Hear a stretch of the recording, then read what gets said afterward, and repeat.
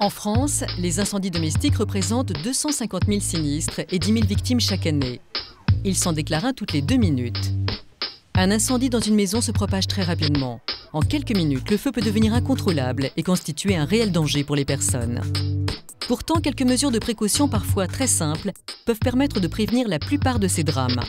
Ce magazine vous donne des conseils et de bons réflexes pour se protéger au quotidien contre l'incendie. Et les dangers ne sont pas forcément là où on les attend.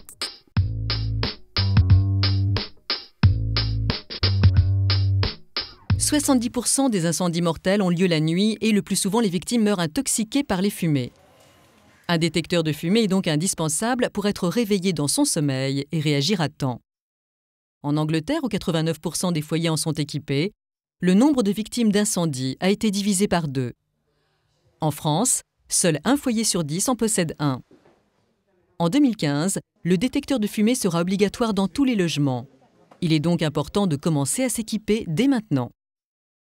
S'équiper d'un détecteur de fumée, c'est facile. D'abord le choix et l'achat, on en trouve un peu partout. Simplement, il faut bien vérifier qu'il est conforme à la norme EN 14604. On trouve ça sur l'emballage. Ensuite, l'installation, c'est facile, ça se met au plafond. Ça marche sur pile. Alors, il y a des modèles où vous avez un petit voyant lumineux qui bip de temps en temps et qui vous indique que la pile fonctionne. Et d'autres modèles où, en fin de vie de la pile, ça va faire un bip sonore qui vous indique qu'il faut changer la pile. L'autonomie de la pile est d'ailleurs un critère déterminant dans le choix d'un détecteur de fumée. En fonction des modèles et du type de pile que vous allez retrouver à l'intérieur du détecteur, vous avez des produits qui ont une autonomie d'1 an, c'est-à-dire que dans 1 an, il va falloir changer la pile. Ou ensuite, vous avez des autonomies plus longues, 5 ans, voire maintenant du 10 ans sur certains détecteurs. Il est recommandé de placer au moins un détecteur de fumée par logement, de préférence dans le couloir menant aux chambres. Ne le placez pas dans la cuisine ou dans la salle de bain. Les fumées de cuisson ou les vapeurs d'eau pourraient déclencher l'alarme inutilement. L'offre de détecteurs de fumée s'est multipliée et ils sont aujourd'hui plus faciles à installer que l'on soit bricoleur ou pas. Certains modèles se collent tout simplement au plafond. Plus de raison de ne pas équiper son logement dès aujourd'hui.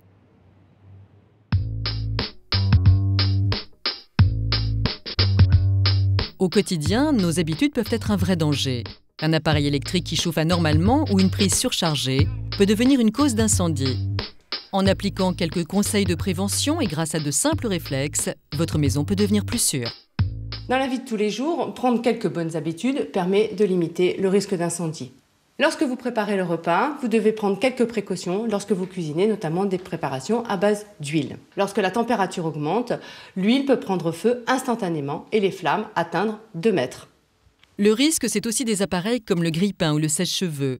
Restés branchés après utilisation, ils peuvent tout de même surchauffer et être source d'incendie. Il faut donc les débrancher après chaque usage. 34% des incendies d'habitation sont liés à une défaillance de l'installation électrique ou d'un appareil électrique. Il est donc important de prendre certaines mesures de précaution pour éviter le départ de l'incendie.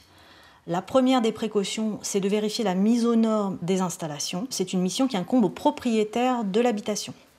Les occupants, eux, peuvent prendre des mesures simples pour sécuriser chaque pièce, notamment ne pas surcharger les prises électriques et préférer installer plusieurs prises dans une même pièce, ne pas installer de multiprises les unes sur les autres. Une cheminée peut être également à l'origine d'un départ d'incendie. Pour éviter ces dangers, tous les conduits d'évacuation de fumée ainsi que l'appareil doivent être vérifiés et nettoyés par un professionnel une fois par an.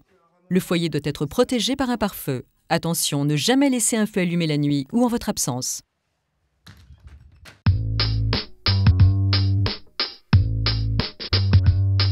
Statistiquement, un Français sur 3 sera victime d'un incendie au cours de sa vie. Une fois que l'incendie s'est déclaré, l'objectif est d'éviter qu'il se propage rapidement à l'ensemble de la maison.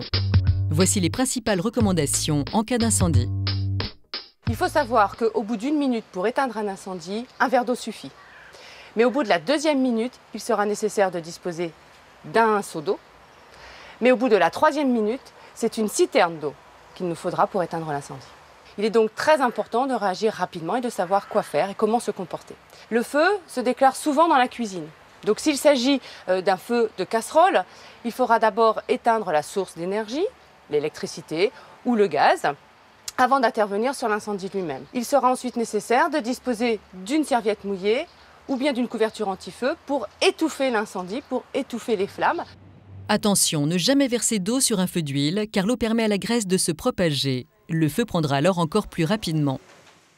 Si le feu a commencé à votre insu, les fumées risquent d'être très importantes lorsque vous vous en apercevez. N'oubliez pas que c'est la fumée qui tue avant les flammes. C'est pourquoi fermez la porte de la pièce où le feu a pris. Ne prenez aucune affaire personnelle et sortez au plus vite à l'extérieur. Une fois en sécurité, prévenez immédiatement les pompiers. Dans tous les cas, n'oubliez pas qu'il ne faut jamais braver la fumée et le feu. Appelez les sapeurs-pompiers en composant le 18 ou le 112.